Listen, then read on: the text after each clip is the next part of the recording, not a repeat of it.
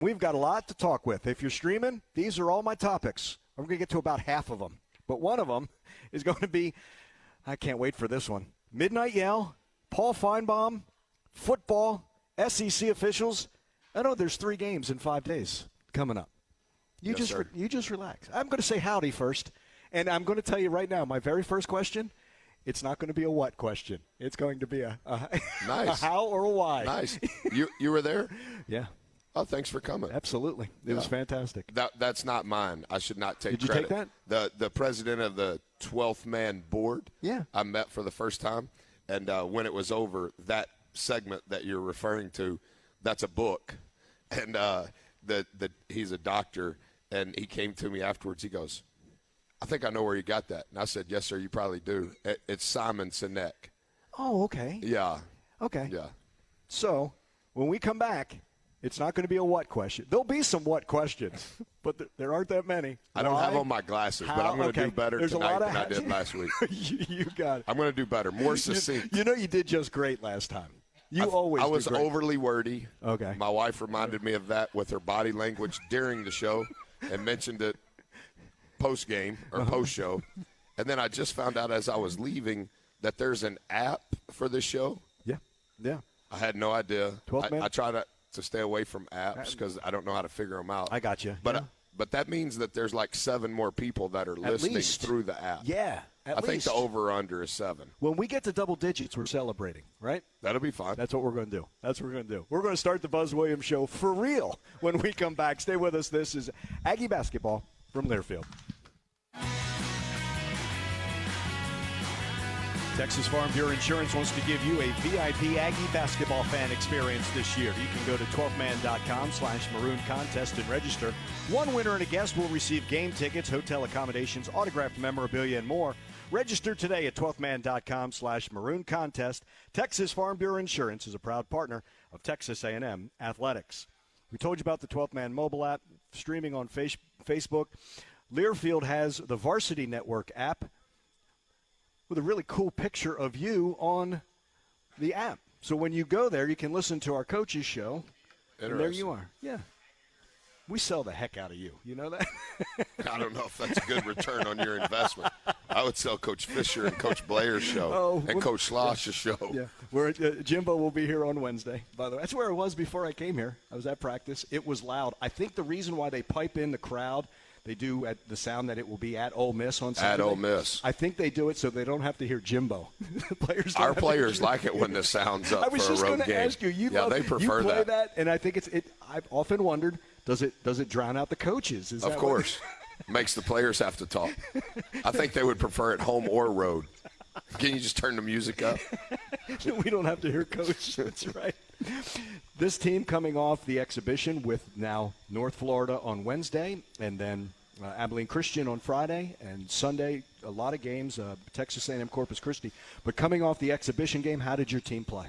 I did not think that we played well. I didn't think we played with great discipline. I think a lot of what we practiced after our secret scrimmage, that's not so secret anymore, I didn't think that it came to life on either end. We struggled to guard the ball. Our ball screen coverage was almost non-existent. Our transition defense was poor. Hard team to guard in some ways. Really not position. They are positionless in how they play. Fast. We did some things good, but I thought it was a good rep to have an exhibition, to be excited to play, to be able to be in Reed Arena without any protocols. There were a lot of good things that came from it. Similar to what happened against Baylor, I think we identified our deficiencies and what we needed to work on, and we did a good job of that. But our discipline level against Kingsville was not where it needed to be. It was better in the second half. We only had 3 turnovers in the second half versus 11 in the first half. We got out-rebounded on the glass in the first half and then out-rebounded them by 10 in the second half. I thought we changed what we were doing towards the end of the game defensively. That gave us a chance to win the game, and I think that we were able to attempt and make as many free throws as we did, helped us overcome our turnover deficit. that we were able to play last Monday was good. We were off on Tuesday because the NCAA mandates that. We worked on Wednesday. It was a good full day of work. And then again on Friday and Saturday, off yesterday. So today is our first real 2-day prep. And we've learned as a staff that some of what we had structured in 2-day prep was not exactly what we needed to do to help our team the most. Our staff was terrific this morning. Our guys were as locked in as they have been in a long time. And then we, in essence, practiced those exact same principles that we presented this morning in Early Bird. And then we have a unique plan on how we're going to handle 1-day prep tomorrow so that it's different relative to how they're learning and the ambiance in which they're learning in. I think it's just part of adapting to your team. I think it's part of figuring out how they learn best and make sure that you're presenting it in a way that they learn best. And then make sure that whatever you're showing is also what you're saying, and what you're showing is what you're saying, and what you're saying is what you're practicing. And I thought we were much more accountable as a program this morning into this afternoon, and then we need to be able to do the same thing again tomorrow. As you know, I'm saying this on purpose. Thanks for not saying it because you're trying to be nice. I'm not dodging that I'm suspended on Wednesday. I'm not dodging that I'm suspended on Friday. Coach Devin Johnson will be the head coach. He has been very prominent in what we're doing. He will be even more prominent tomorrow. I'll try to slide to be an assistant coach tomorrow. It's a unique situation that we're in. At the end of the day, it's completely my fault. I've been accepting of that. But it's a unique burden that is being managed in a different way. Our team has been mature about it, and we need to continue to be mature because, as you're saying, if you look at a 10-day window and you start today and you go 10 days, we're playing 4 games in 7 days. And in those 4 games, in those 10 days, we're only practicing 3 times because we're playing 4 games. So it's 4 games in 10 days, 3 practice days. We just finished 1. So there's only 2 practices left over the next 10 days. One of those will be tomorrow, and then we'll have 3 prep days. And the reason we adjusted how we present today and what we're going to present tomorrow is because we need reps and our team needs reps of we're going to play on Wednesday night, and then we can only prepare on Thursday because we play again on Friday night. And then we can only prepare on Saturday to play again on Sunday. We can't practice physically Monday, Tuesday, play Wednesday, practice Thursday, play Friday, practice Saturday, play Sunday. We can't do that. And so our guys have been mature thus far through today, and that will have to continue because everybody's going to have to carry a little bit more water, not because I'm gone. It's just because the dynamics have changed and will change. In years past, when I was with the Spurs, Greg Popovich during preseason would sit up with R.C. Buford and let Mike Budenholzer take over as head coach. And we asked him why, and he said, because if I get tossed, I need these players to hear Mike Budenholzer's voice in the huddle during a game. It can't always be mine. Is that the same thing with Devin? Well, I think that for sure it's that case in this scenario. But I think the other thing is this. One thing that's discounted when you're not in the mix of work every single day is we all have an emotional gas tank.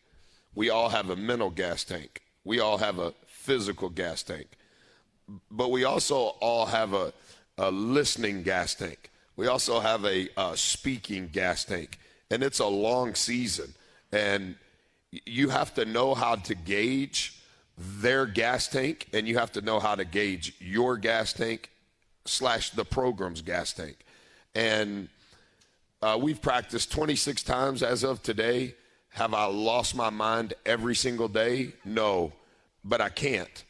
I think one of the things that we've been good in our career at is we probably don't do well in a game we should do well prior to Christmas, and then we do better than maybe it was expected of us to do after Valentine's Day. And I think that's having an unquantifiable pulse on those gas tanks.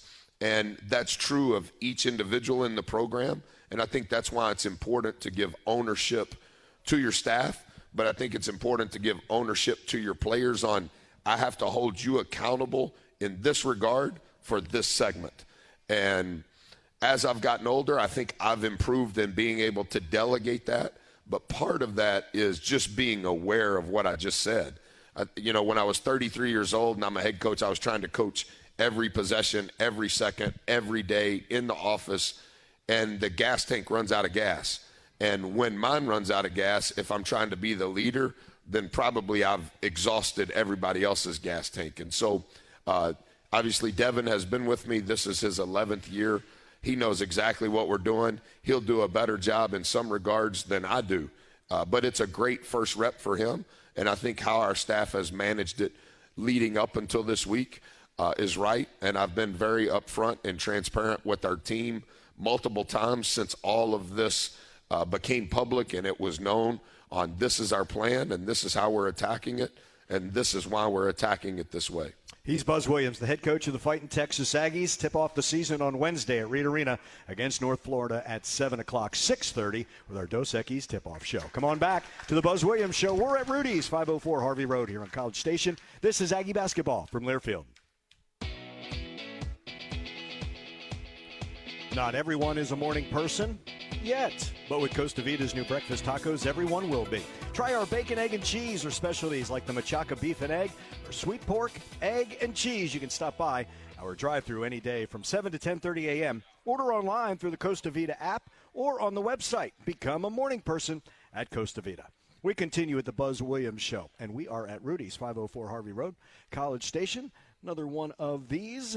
We tipped it off 2 weeks ago. The exhibition was last Monday. And Larry, on the our Facebook stream, will the 3 commits sign on Wednesday? And do you have an injury update? I think how I can answer the recruiting portion is I can confirm that the question is in the right way. Gotcha. Injury report. Jalen Johnson will not play this year. He tore his ACL. He's the head coach in charge of transition defense. So any Facebook questions need to go towards Coach Johnson. Hayden Hefner, I'll misstate this, but pitchers, they tear the UCL? The ligament on the Tommy John. Yeah. He didn't tear it, but he damaged it. And I probably shouldn't say more than that, but the team doctors are doing what they should do. He has been out he's been out a little over a week, and he is progressing, but it's too early thus far. He had a doctor's appointment today. It's too early thus far to know when he will be able to rejoin practice. You had the big football weekend, and when it comes to recruiting, it's not all about football and the recruits, although a couple have committed there. Yep. First, how much fun did you have on Paul Feinbaum on his show? Next to you, I don't know why. I just really like him, and maybe I'm not supposed to say that. I met him several years ago before he became the Feinbaum that he is now. He was headquartered in Charlotte where ESPNU was. When I was in the ACC, we had media days at ESPNU. I think he has some Larry King. He knows how to ask a simple question and listen. I think he has a little bit of Paul Harvey when I was growing up, like his cadence and his pace is not overly emotional. And I guess because I'm the opposite of that, I just appreciate it. And I love football. I keep up with all of it. I keep up with a lot of football coaches maybe that I'm not supposed to keep up with. I pay attention to it, particularly in college. I have a lot of NFL coaching friends. I study it a lot. I think football coaches are way ahead of basketball coaches. I think they have to lead in a much more broader sense. I think they have to delegate. I think football coaches, because there's so many and because there's so many players, their rooms and how they teach, what they practice in their segments, I think for the most part they're better teachers. It's just a completely different dynamic when you have 15 kids on the team versus you have 100 kids on the team, and you have 4 coaches that are allowed to coach in college basketball, and you have 10 that are allowed to coach in football. I know the support staffs at this level, specific to Texas A&M, we got just as many that can't coach as can coach on both sides of the ball. A lot are involved in recruiting. But throughout my career, for whatever reason, I think I've always been leaned towards, can I learn from football without knowing what they're doing, but can I take those concepts from a leadership standpoint and translate it to what we do? You know, when I was in high school, the head coach and the athletic director was a two-time academic All-American at Rice quarterback. And my best friend growing up was the best athlete in school, and his dad was the defensive coordinator. And like any other small town with, 50 people in your class, they coach multiple sports. They taught multiple classes. And as I get older, I look back at that. I went to every football practice. They gave me the same polo and shoes that the coaches wore, the same hat. And I learned what coaching was. The baseball coach was the offensive coordinator. And so I got a feel for all of that. And I think that's probably what started it. I went to Navarro as a manager and paid my own way. Eventually, Coach Orr, the basketball coach, gave me a scholarship. And then the AD, who was the football coach, who just passed away a couple of months ago, is top 5 all-time in junior college football wins, won multiple national championships. And I would walk by his office every day, Coach Mack, is there anything I can do for you? And he said, I don't even know who you are, and why do you come here every day? And then he eventually gave me an office next to his. So I'm a freshman in college. The basketball coach gave me a scholarship. I had been paying my way. That changed my life. The football coach is the AD, and only because I was asking what can I do every day, and he didn't even know, over time, he said, I just want you to have that office. And then that way you don't have to stop here, and if I need you, I know you're going to be in there. And then I graduate from Navarro, and the AD says, I'm going to hire you to be an assistant AD, and I'm going to pay for you to go to Texas A&M Commerce, and you just keep doing what you're doing. I thought that was it. And so for most of my life, I've just been bent towards football and how to learn and how to grow. And when I was an assistant here and Coach Fram was the coach, I went to a football staff meeting every week. And over time, he would allow me to attend every type of meeting, the recruiting meeting, when he met with the OC, when he met with the offensive staff, when it was the whole staff, when he had a recruiting-only meeting. When I was at Colorado State, Coach Lubick was the head coach, a Hall of Famer. I think his son just got fired today as OC. His son was on his staff. I did the same thing. And so Coach Beamer at Virginia Tech, all of that, just all of the time. And so I just think all of those components of leadership and those components of teaching have for sure influenced my career. I'm going to stay on the football path when we come back and ask you about Midnight Yell with you and your team. And that's when we return to the Buzz Williams Show. Stay with us. This is Aggie Basketball from Learfield. Basketball and barbecue lovers know the perfect brisket needs the right wood, and Rudy's smokes all their meats using their delicious signature rubs and 100% oak-fired pits. Get your real Texas barbecue fix today at Rudy's or on the web at rudys.com. We are at Rudy's, 504 Harvey Road in College Station. As we continue with the Buzz Williams Show, we're talking about the football, so we get to Midnight Yell as I look at the Texas A&M basketball Twitter. There you are on Midnight Yell, beating the hell out of Auburn. You got a chance to experience Midnight Yell.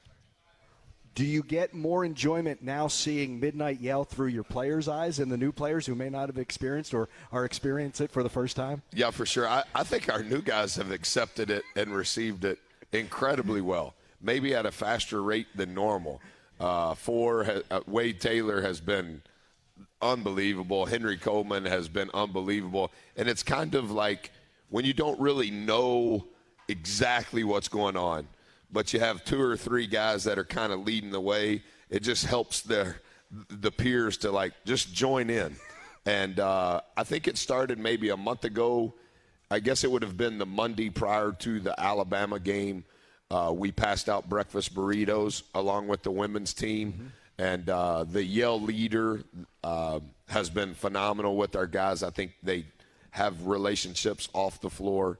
And I thought our guys' spirit that particular morning was great, which is what led to this on Friday night. But I thought it was really good. It almost reinforces their decision to be here, does it not? Well, it's the experience. It's what comes with the experience, not just the basketball part. But I understand our world moves really fast, and the exposure that comes with it, and how many guys are wanting to hurry up and play at the highest level, and now you can leave and go play immediately. And sometimes you because of the pace, you lose some roots. And maybe I'm too old, but I think it's important to get a college diploma.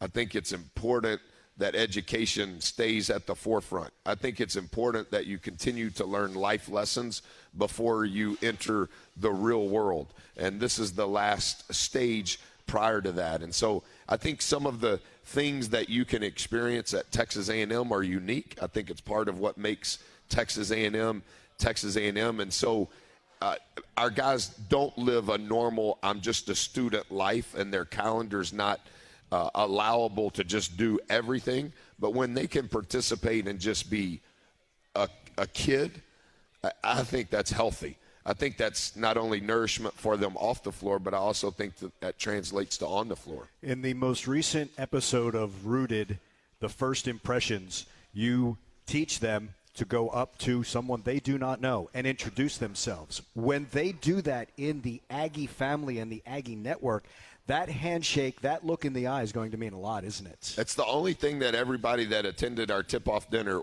I was incredibly overwhelmed in regards to their response to how our guys approach them without having known them. I think that obviously Corey has made fun of me my whole life with our children, because since our children have been little, I have been over the top about it. And it's the same thing when you go to a restaurant. If you're 5 or 6 years old and you can speak, then you need to be able to order your own food. You don't need your mom and dad to order it. Speak. Be able to have eye contact. Be able to communicate what you want and how you want it, etc. And I think it's the same in introducing yourself. Like, I think that's a trait that you need whether you're 20 or whether you're 40.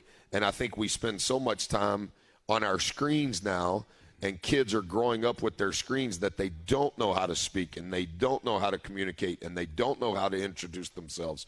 And it's not bad. It's just they need to be taught.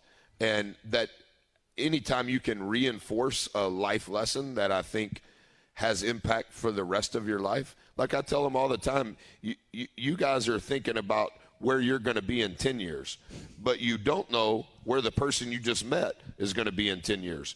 And you don't know who that person is and who they know over the next 10 years. And you don't know who you're going to know over the next 10 years, and the compound effect of how that web may benefit you and or how you could benefit them.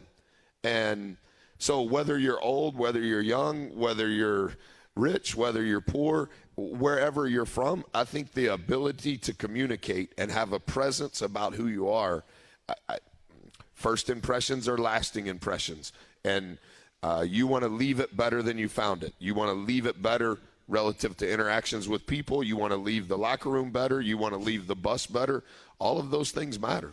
Pick up that piece of paper on the ground, right, that everybody walks right past. Yes. Right? Yes. Make everything better. When we come back to the Buzz Williams Show, Philip and Ian are in first with questions. So Buzz will get questions from Philip and Ian when we return. This is Aggie Basketball from Learfield.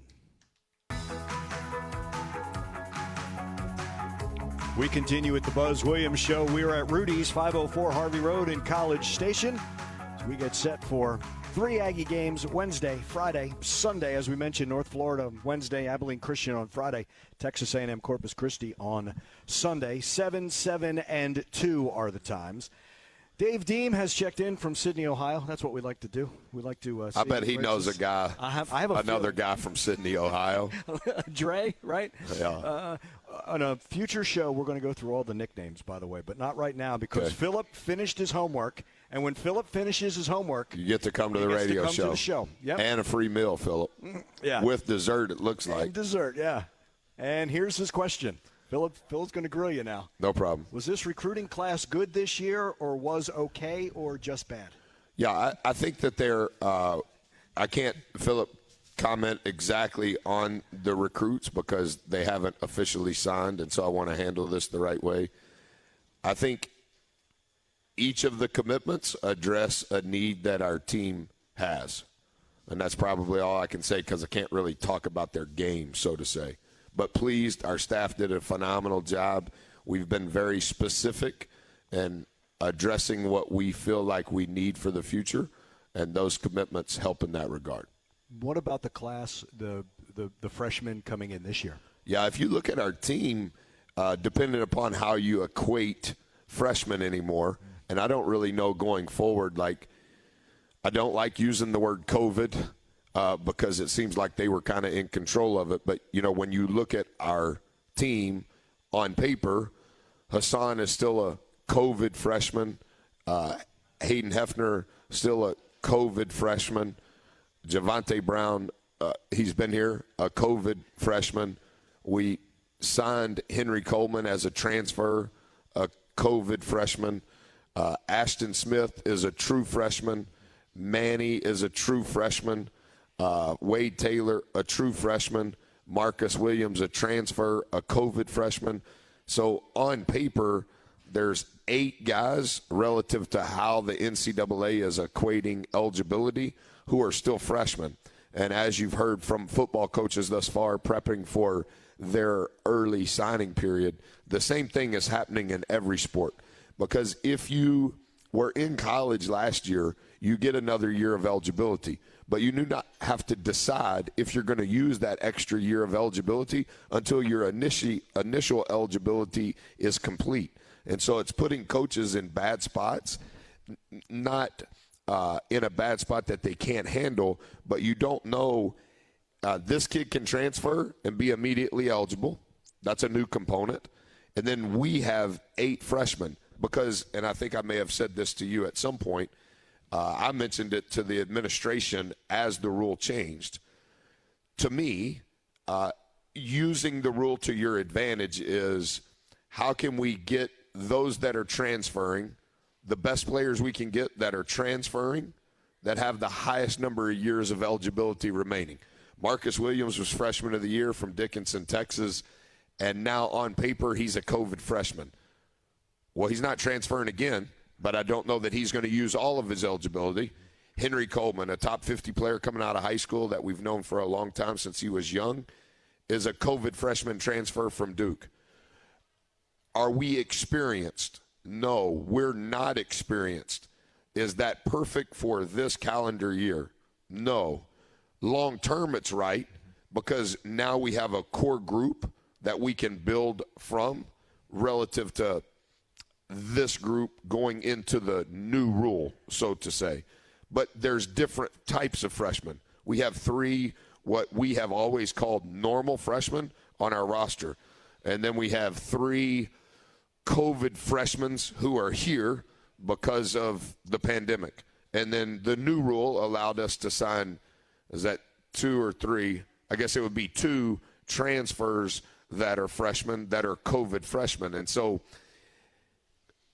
similar to Philip's question, hey, is that a good class? Yeah, I think so. Is it exactly what we need? Based on how we can plan, it is. But one of the 3 that we're signing is going to be a COVID transfer, so to say. So instead of him having what would normally be the number of years he has left, he has an extra year. Will he use it? He doesn't have to decide until his original eligibility is up. if you keep stretching the rubber band with scholarships, at what time does it bounce back? And you've got to deal with that in the future, don't you? Yeah, and that is a constant conversation amongst our staff, because I want to be able to tell the truth to our current kids and their families, and I want to be able to tell the truth to prospects and their families. And there's no way to decide, while at the same time I need to be accountable to Ross and the president and the chancellor on we're positioning ourselves for the future as best we can relative to this situation. But it's not specific to Texas A&M. Right. This is really what's going kind of maybe not in a spoken way like I am. It's what's going on with every sport at every institution. Yeah, it's we saw it obviously in the spring. A lot of those sports, or the spring this past year, became fall sports were playing in the spring. And then and I think eventually, because football drives everything, I think they will change how many guys they can sign, because it's impossible. Because in football, you have to stay 3 years after graduation. But in basketball, you can go pro after 1 year. And so there's so many variables that are out of control. And I think it was presented, this is my opinion, it was presented publicly last year like, oh, it's the pandemic, all the seniors get an extra year. That is true. But what wasn't communicated well enough, no, if you're in college and you're an athlete, you get an extra year. And you don't have to decide until your original eligibility is over if you want to use it or not. So it's not a one-year deal. Oh, Q's back. Yeah, Q's back. He doesn't count towards the cap. But next year, the cap hasn't changed. Yeah, but there's still multiple people on our roster who still have that extra year. Everybody that was a freshman, a sophomore, a junior, or a senior got an extra year. Yeah. And so the supply and demand, the numbers, however you want to say it, the rubber band is going to pop. Yeah. Yep. Ian continues a streak of a question every single time he's here. What do you wish you paid more attention to when you were younger? Man, that's great. Yeah.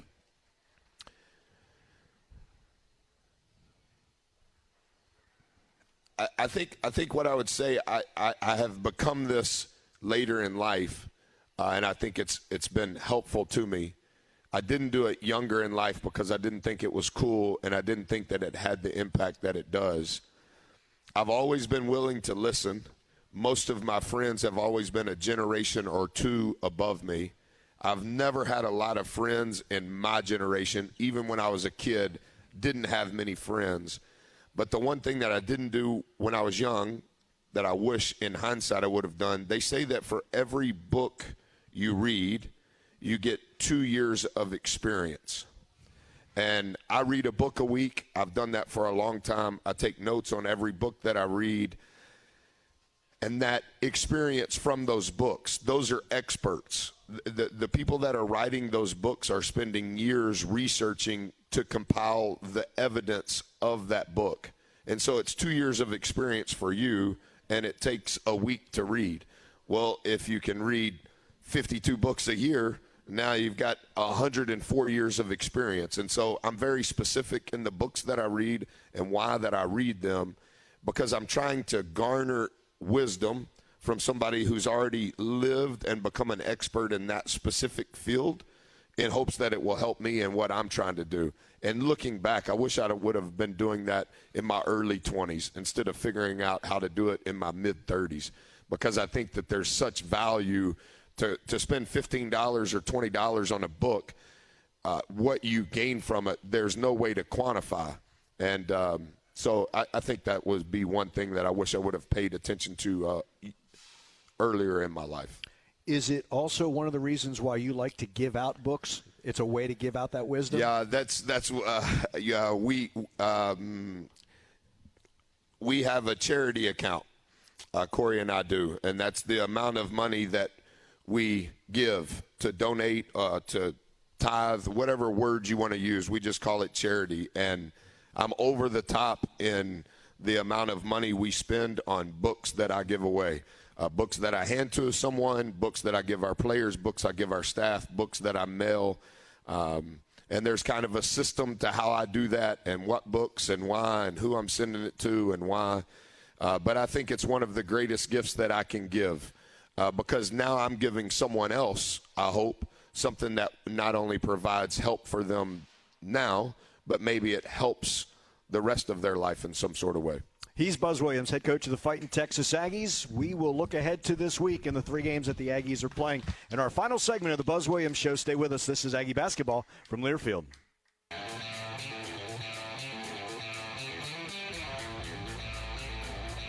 It is our final segment of the Buzz Williams Show as we wrap up the show on this Monday evening as we get set for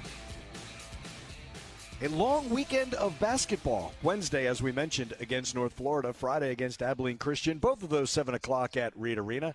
12thman.com/men's basketball is one way. I'll get the other one for that one for game day information. Sunday, 2 against Texas A&M Corpus Christi. How do you want to see your team play in these opening games? I think there are 7 people on Facebook, however that works. 9 now. We had 17 as a high. We're going. So you can track it? Yeah. Do you know that one of the people that are listening was baby's kindergarten teacher? Is that Candace? And she is an angel from heaven. Like God dropped her down in Blacksburg. She's had one job her whole life. She's taught kindergarten. Oh. And you know, like the book, Everything I learned in kindergarten. She was the teacher. Get out. I'm telling you, she is anointed. She just dropped down from heaven, and God said, you're an angel, and you're going to teach kindergarten from the time you graduate from college until you're no longer here. Wow. I took my children to school repeatedly, which is very hard for me to do, only so I could see her. Wow. I'm telling you now, she impacted my heart. However this works, she's on there. She's on. Yep, she is on. So if she's the only one, regardless of the other 16, yeah. We're good. No, I got to be really good now. Yeah. She goes, I love hearing Buzz in action. She is. She's. We need to have a low turnover rate. We cannot give up baskets in transition. Wednesday and Friday will be diametrically opposed games. We're playing North Florida, who we anticipate will play zone 85% of the game. They shot more threes in transition last year than any team in the country. They will always have 4 guys on the floor that can shoot. Most of the time we'll have 5. On Friday night, we'll play a perimeter that's just as fast as ours that caused distinct problems to the University of Texas in the NCAA tournament. They have a unique style of play defensively. And so whatever you would categorize zone with multiple guys that can catch, shoot lots of threes, we're playing the opposite of that on Friday. And in between on Thursday, we can't practice because we got to prepare for Friday. And so Sunday, it will be Coach Lutz's first Division I game as a head coach. He was a groomsman in Corey and I's wedding. I've known him my whole life, for the most part, since I was 21.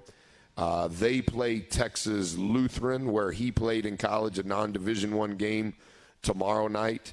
And then they'll watch our game on Wednesday and Friday and spend the night probably here on Saturday. They will spend the night here on Saturday in preparation for the Sunday afternoon game. Can't turn the ball over. We cannot give up baskets in transition. And then in the half court, we have to be able to guard the ball defensively without getting into rotation. Too many times, and any coach would say this, you have to be able to keep the ball in front and not count on somebody behind you because you can't keep it in front, and they have to rotate over to help you, and now you're leaving empty shots on the weak side. How will you handle not being able to coach the first 2 games? Yeah, I shouldn't talk about it. I'm struggling a lot with it. I have a lot of words that I want to say, but I don't think that it's right because then it becomes about me.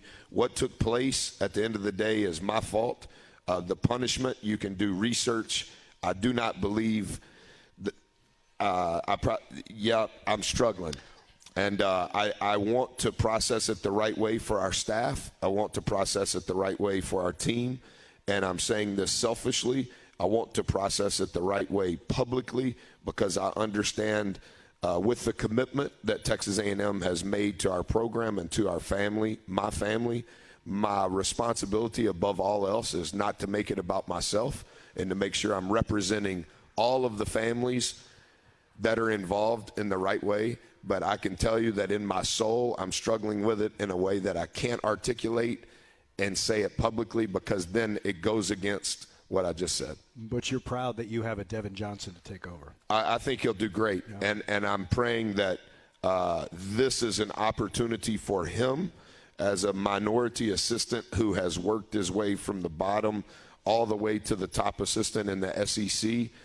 His character and who he is, I'm praying that this is an opportunity for him that leads to a head coaching opportunity. We won't see you next Monday. Yeah, and next Monday, thanks for bringing that up. So for the 17 on Facebook and the 17 that are here, my son, my oldest son, is playing on the JV team at Mary Hardin Baylor. They play a limited schedule, and so whether we win or whether we lose, and not because of the suspension, Rock, Lyle, Devin, and Vince are going to handle a segment each segment next Monday. I get to go watch Bubba play. It's only working out because relative to his schedule and our schedule, it's the only night in the few games that he plays that I can be there. I'm going to be there. But we're still calling it the Buzz Williams Show. Oh, you are? Yeah, we are. I bet y'all have more listeners since Buzz ain't going to be on it. I'll tell you on the 29th. How about Rock is going to recruit listeners, Vince, Devin, Lyle. There'll be like 72 people listening. I'll update that total for you. Buzz, thanks so much. Give Kevin Menchow's our engineer, Tony O'Neill the producer. I'm Andrew Monaco for Buzz. This is Aggie Basketball from Learfield.